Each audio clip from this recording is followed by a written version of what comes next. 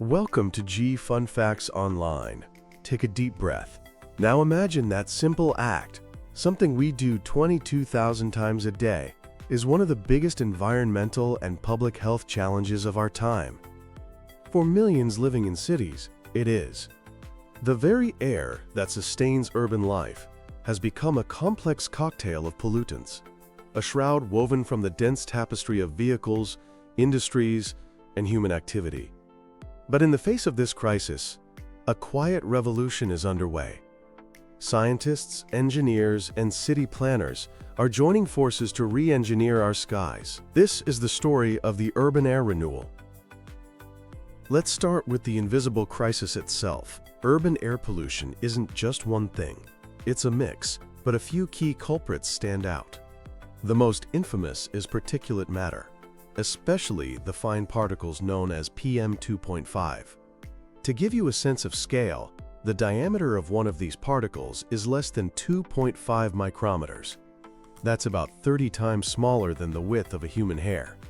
Because they're so tiny, they can bypass our body's natural defenses, penetrate deep into our lungs, and even enter our bloodstream. They come from construction sites, smokestacks, fires, and even unpaved roads. Then you have nitrogen oxides, or NOx. These are gases formed mainly from burning fossil fuels in cars, trucks, and power plants. They're a key ingredient in creating that ugly brown haze we call smog, and also contribute to acid rain. Alongside them is sulfur dioxide, which comes from burning sulfur-containing fuels like coal and ground-level ozone. Unlike the ozone layer high above us that protects us, ground-level ozone is harmful. It's not emitted directly, but is cooked up when nitrogen oxides and another group of chemicals called volatile organic compounds react in the presence of sunlight. These pollutants come from four main categories of sources. First, mobile sources: cars, buses, trucks, and planes. In many cities, traffic is the single largest polluter. Second, point sources. These are fixed locations like factories, power plants, and oil refineries. Third, area sources. These are more spread out and include things like wood-burning fireplaces or commercial cooking. And finally, natural sources like wildfires and dust storms can also contribute, though usually for shorter periods. The consequences are severe. The World Health Organization has called air pollution the greatest environmental risk to health, responsible for millions of premature deaths every year. Long-term exposure is linked to asthma, lung cancer, heart disease, stroke, and even dementia. The economic price tag is just as staggering. One World Bank report estimated the global cost of health damages from air pollution at $8.1 trillion. That's trillion with a T. But faced with this crisis, cities are fighting back with an incredible arsenal of solutions. One of the most elegant and effective strategies is simply to green the concrete jungle. Trees, parks, green roofs, and vertical gardens aren't just for looks. They are powerful, living air purifiers. Here's how they work. First, filtration. The leaves and bark of trees act as natural filters, literally capturing airborne pollutants.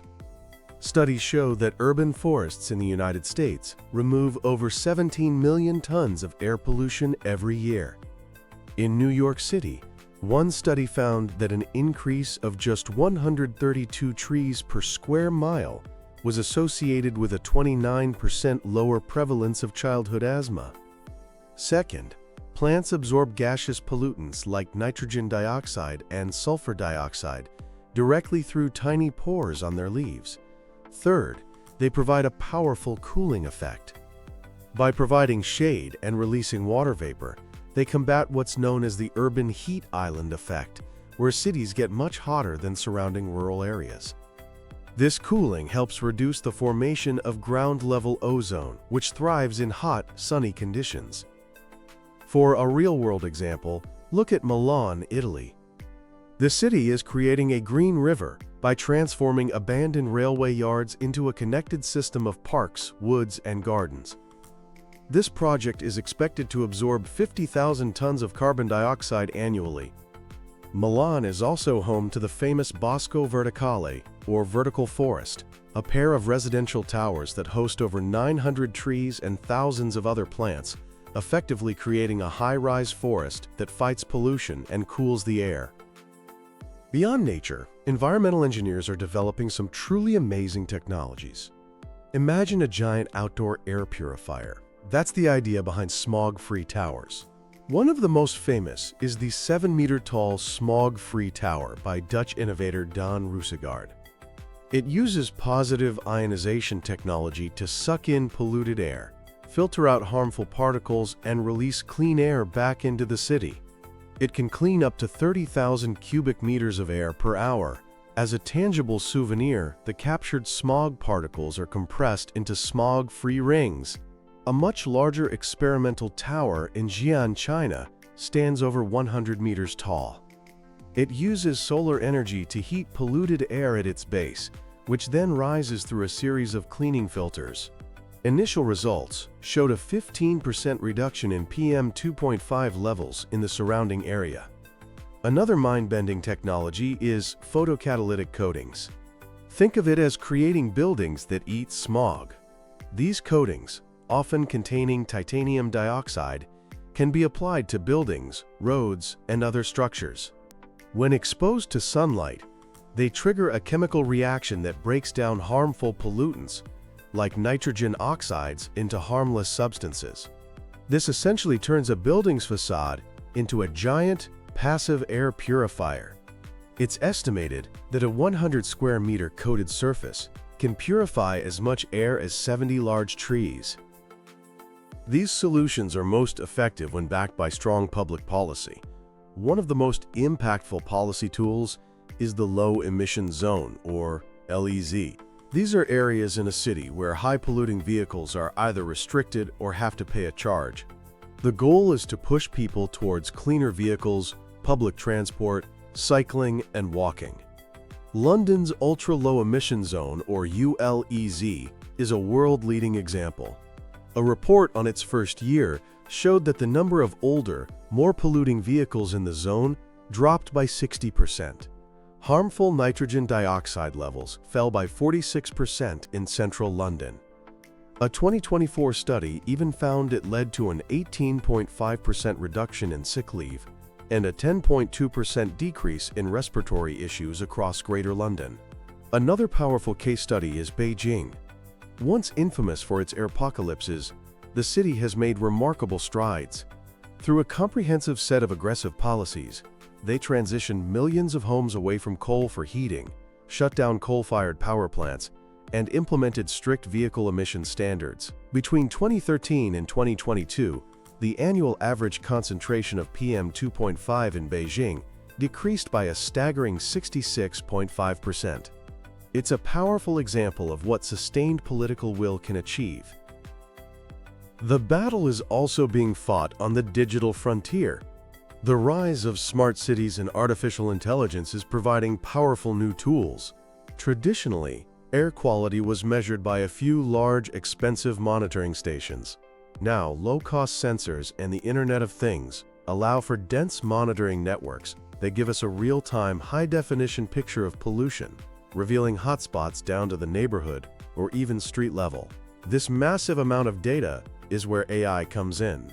Machine learning algorithms can analyze pollution levels, weather patterns, and traffic flow to predict air pollution with high accuracy. IBM's Green Horizon project, for example, uses AI to forecast pollution, allowing cities to take preemptive action like temporarily restricting traffic. I can also help design cleaner cities by modeling how buildings affect airflow, and it can optimize traffic light timing to reduce congestion and vehicle idling, which is a major source of emissions. But technology and policy are only part of the story. The success of this urban air renewal hinges on the human dimension. The burden of air pollution is not shared equally. Low-income communities and communities of color are often located closer to major highways and industrial facilities. This is known as environmental racism. Any effort to clean a city's air must also be an effort to advance social equity. This means prioritizing action in the most polluted communities and ensuring the benefits are shared by all. A key challenge is avoiding green gentrification, where adding parks and green spaces increases property values and displaces the original residents. This requires integrating environmental goals with social support, like affordable housing. Community engagement is also critical. Citizen science projects, where residents use low-cost sensors to monitor air quality in their own neighborhoods, are a powerful tool. It provides valuable hyperlocal data and empowers communities to advocate for change. So what's next on the horizon? The technologies we have today are just the beginning. Researchers are developing next-generation purifiers using things like cold plasma technology, which uses ionized air to break down pollutants at a molecular level. Imagine walls covered in genetically engineered moss that eats pollution, or indoor purifiers that use beneficial fungi to clean the air. Nanotechnology will allow filters to capture even the smallest, most harmful particles. Architects are also dreaming up bold visions for the future city. One Indian architect used AI to create stunning images of a city with towering biophilic skyscrapers covered in algae facades that act as vertical air purification towers. And then there's urban air mobility. Flying taxis and delivery drones are rapidly moving from science fiction to reality. Many of these electric aircraft are designed to be zero emission, which could reduce street-level pollution. But it's a double-edged sword. The electricity to charge their batteries must come from clean sources to be truly sustainable, and there are concerns about noise pollution and equity. The journey to cleaner urban skies is long and complex, but the tools and the will to succeed are within our grasp. From the leaves of a newly planted tree to the invisible coating on a skyscraper, the urban air renewal is happening all around us. The cities of tomorrow will not be the smog-choked metropolises of the past. They will be living, breathing ecosystems, where nature and technology work in harmony. The air we breathe is a shared resource that connects us all.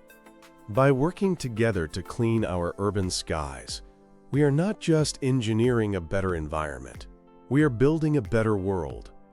The future of our cities is in the air, and for the first time in a long time, it's beginning to look clear. Thanks for listening to G Fun Facts Online.